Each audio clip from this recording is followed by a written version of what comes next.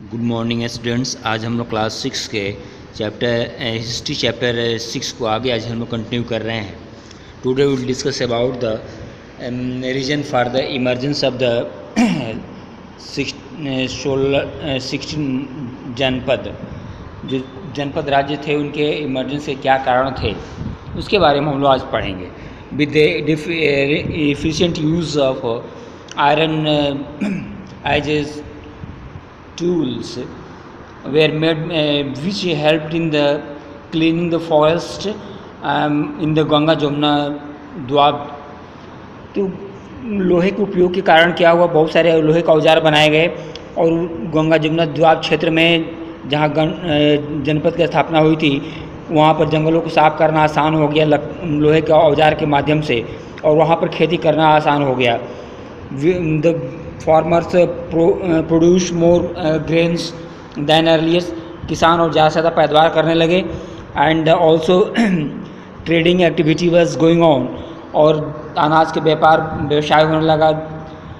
Bye the collecting of taxes from this agriculture produce janapada becomes powerful and becomes a महाजनपद।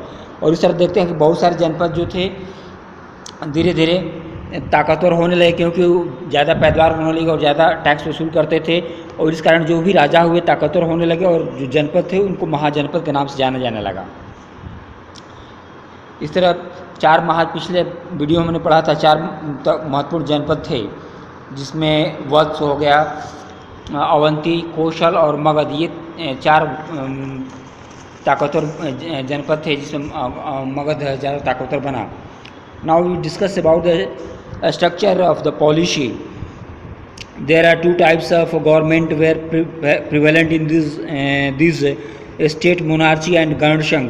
2 तरह की शासन व्यवस्था थी। एक तो राजा द्वारा शासन चलाया जाता था, जिसको मोनार्चियल सिस्टम कहा जाता था।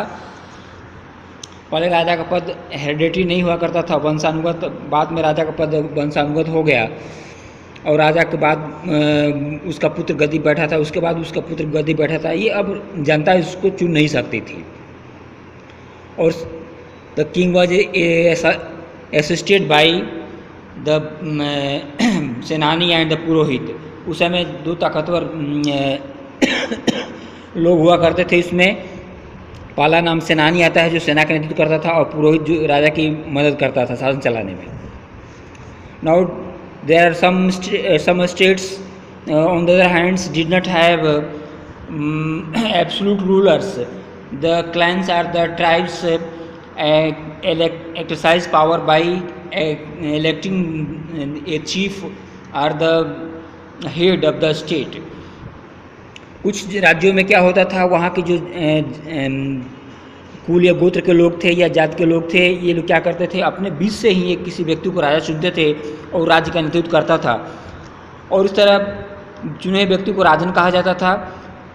और इस तरह ये विभिन्न जो अलग जो राजन चुने जाते थे, they make a association which was called संघ। और ये लोग एक संगठन बनाते थे, संघ बनाते थे, जिसको गण संघ के नाम से जाना जाता था। States which were such as arrangement was placed are called गण। और इस तरह शासन चलाने के लिए सारे लोग जगह इकट्ठा होते थे, और ये शासन व्यवस्था चलती थी। इसमें जनता के द्वारा चुने प्रतिनिधियों को जो राजा होते थे अपने अपने राज्य का नेतृत्व करते थे, और जो भी बैठक होती थी इसमें each states was named after their respective clans. These rajans met in assembly to take important decisions. और ये प्रत्येक कुल के लोग राजा जो होते थे अपने राज्य का नेतृत्व करते थे, और ये बैठक होती थी, इसमें अपने राज्य का नेतृत्व करते थे। और बैठक में जो भी कुछ महत्वपूर्ण निर्णय होता था उसमें चर्चा होने के बाद ही, बहस होने के बाद उसमें निर्णय लिया जाता था। तो इस तरह का हम लोग जो भी कुल के गोत्र के आधार पर ही बहुत सारे राज्यों का स्थापना हुई थी। इसमें these are some are the important clans are Licchavi and the Shakya. इसमें 2 लोग मुख्य थे। इसमें लिच्छवी गणतंत्र और गण संघ वाले, और शाक्य ये 2 लोग महत्वपूर्ण थे। ये मिलकर के शासन व्यवस्था चलाते थे।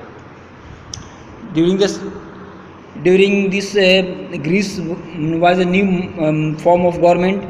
ग्रीस में राजतंत्र था। कुछ उसके राज्यों में एज फॉर एग्जांपल एथेंस में highly elected and cultured city experience states experienced with a new form of government. Athens में राजा के द्वारा जनता के द्वारा चुने हुए प्रतिनिधि शासन करते थे, ये ग्रीस के अंतर्गत ही था। और यहाँ पर जिससे व्यवस्था चलती है democratic system, rule of the people कहा जाता था। In next video will discuss about the difference between the Republic and the monarchy. Thank you.